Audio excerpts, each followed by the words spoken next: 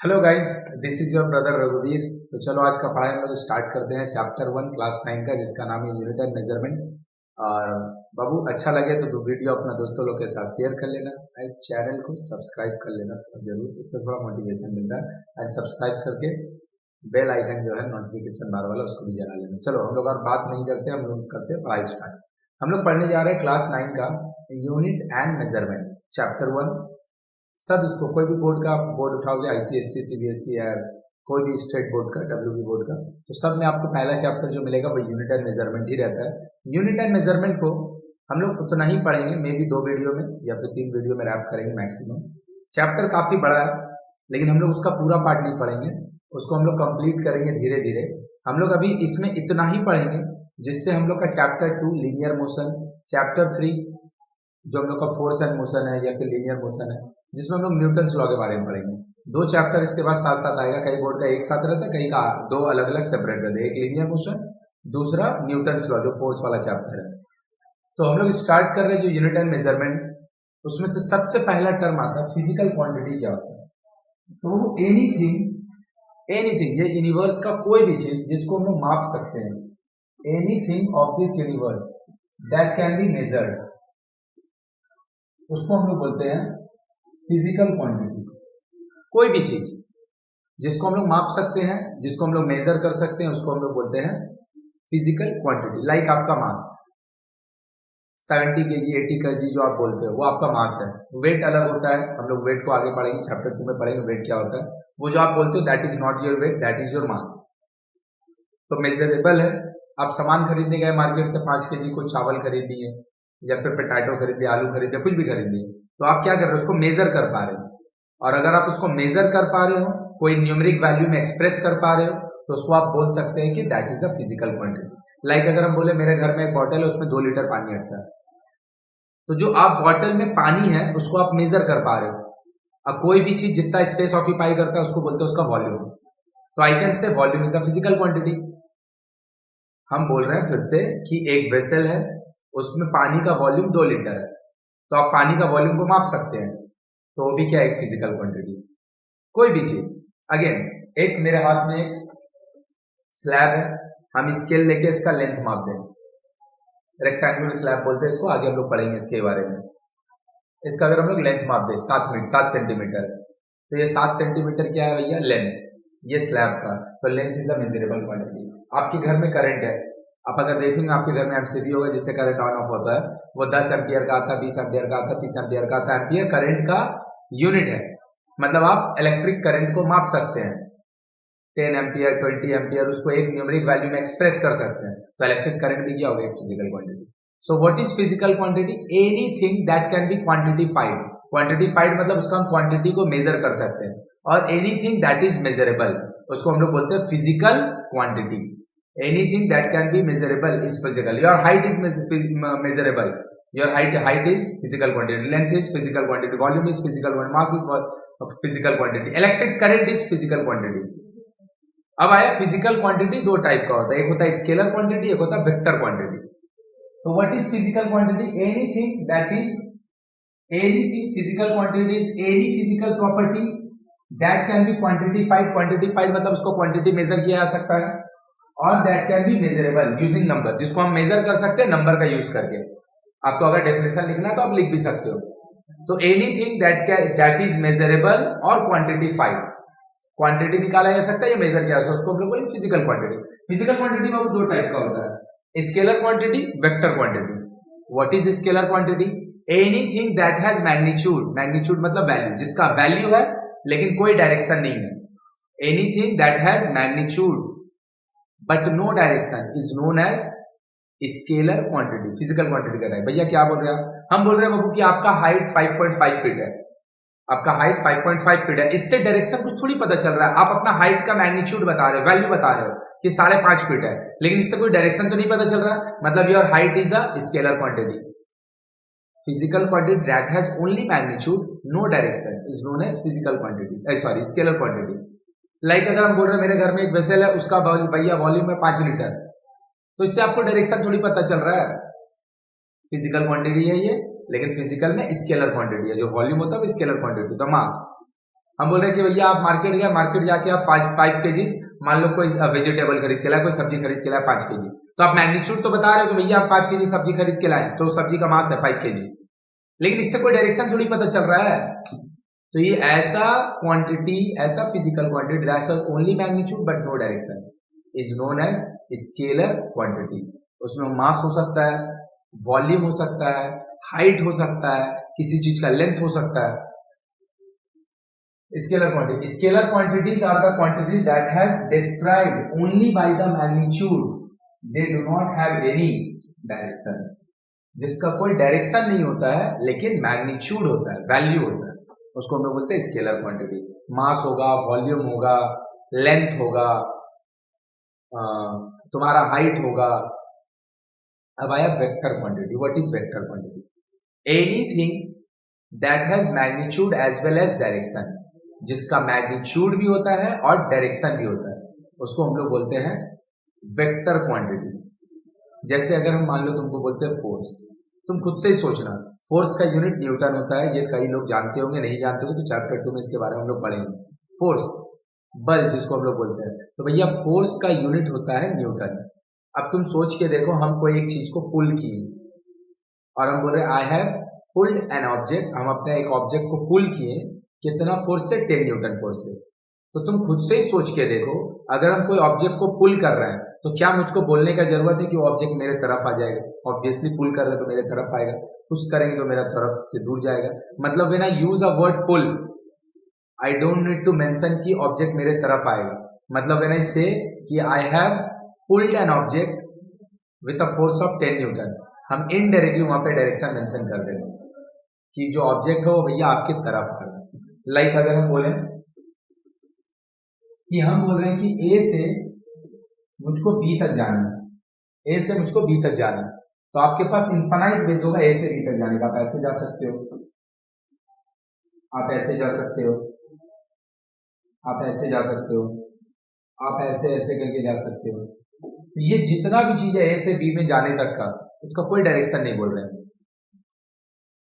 लेकिन अगर हम बोले हमको ए से बी तक जाना, हमें ए से बी तक जाना, and why I want to cover the least distance, मुझको ए से बी तक जाना है और जाने के दौरान मुझको सबसे कम लेंथ कवर करना है। तो देखो, जैसे हम बोलेंगे सबसे कम लीस्ट डिस्टेंस कवर करना है, तो एक बार में समझ जाएगा कि भैया यहां से यहां जाने का बात है, एक बार में समझ जाएगा कि यहां से यहां जाने का बात है। मैंने इसे लीस्ट डिस्टेंस, इसका मतलब क्या, जब हम लिस्ट डिस्टेंस बोलते हैं हम बाय डिफॉल्ट वहां पे डायरेक्शन बोल देते हैं। और हम लोग फिर से जानेंगे, लिस्ट डिस्टेंस वर्ड का जब बात होता है तो एक्चुअली हम लोग इसको डिस्टेंस नहीं बोलते हैं, डिस्प्लेसमेंट बोलते हैं। मतलब क्या भैया, कि अगर आपको बाबू ए से बी तक जाना है और आपको ए से बी तक जाने के लिए डिस्टेंस कवर करना है, then you have so many ways A से बी तक जाने के लिए। लेकिन जब आपको ए से बी तक जाना है लेकिन जाने के दौरान आपको लिस्ट डिस्टेंस कवर करना है, तो एक्चुअली आप डिस्टेंस का बात नहीं कर रहे हो, लिस्ट डिस्टेंस सिग्निफाई करता है डिस्प्लेसमेंट। तो डिस्टेंस तो कुछ भी हो सकता है, आप ऐसे जा सकते हो, ऐसे जा सकते हो, ऐसे जा सकते हो, कैसे भी जा सकते हो। तो सारा का सारा डिस्टेंस जो होता है वो स्केलर क्वांटिटी होता है। मतलब उसमें डिस्टेंस का साथ डिस्टेंस के साथ मैग्नीट्यूड तो बताया जाता है, लेकिन उसके साथ बताया नहीं जा रहा है डायरेक्शन के बारे में। लेकिन जब हम लिस्ट डिस्टेंस बोलते हैं तो एक्चुअली लिस्ट डिस्टेंस वर्ड का नाम होता है डिस्प्लेसमेंट। तो displacement is a vector quantity, force is a vector quantity. कोई ऑब्जेक्ट, कोई आदमी को हम धक्का मारे, धक्का मारने के बाद फिर बोलना नहीं पड़ता कि मेरे से दूर चल जाएगा। जैसे हम बोलेंगे weight, weight is a vector quantity. कोई भी ऑब्जेक्ट को जब आप ऊपर से छोड़ दोगे तो हमेशा नीचे ही जाता है, आपको डायरेक्शन बताना नहीं पड़ेगा। तो कोई भी ऑब्जेक्ट को कितना फोर्स से अर्थ अपना सेंटर की तरफ अट्रैक्ट करता है उसको हम वेट बोलते हैं। तो व्हेन आई से कि मेरा वेट इतना एक्स है, मुझको बताना नहीं पड़ेगा कि भैया अर्थ का ग्रेविटेशनल फोर्स का तरफ या ग्रेविटेशनल फोर्स के अगेंस्ट। ऑब्वियसली अगर हम वेट बोलेंगे तो ग्रेविटेशनल फोर्स की तरफ ही होगा। तो हम लोग क्या क्या पढ़े लोगों अभी तक? हम लोग पढ़े scalar quantity, sorry physical quantity, anything that is measurable is physical quantity. Physical quantity is of two type, first scalar quantity, second vector quantity. Scalar quantity क्या है? Anything that has magnitude but no direction is called scalar quantity. Mass, length, height, volume, vector quantity, anything that has magnitude as well as direction is known as vector quantity. When I say I am driving my car with the speed of 40 kilometre per our, तो आई am saying कि मैं car चला रहा हूँ 40 kilometre per our के हिसाब से. I am not saying the direction. Then 40 kilometre per hour is a speed, that is scalar quantity.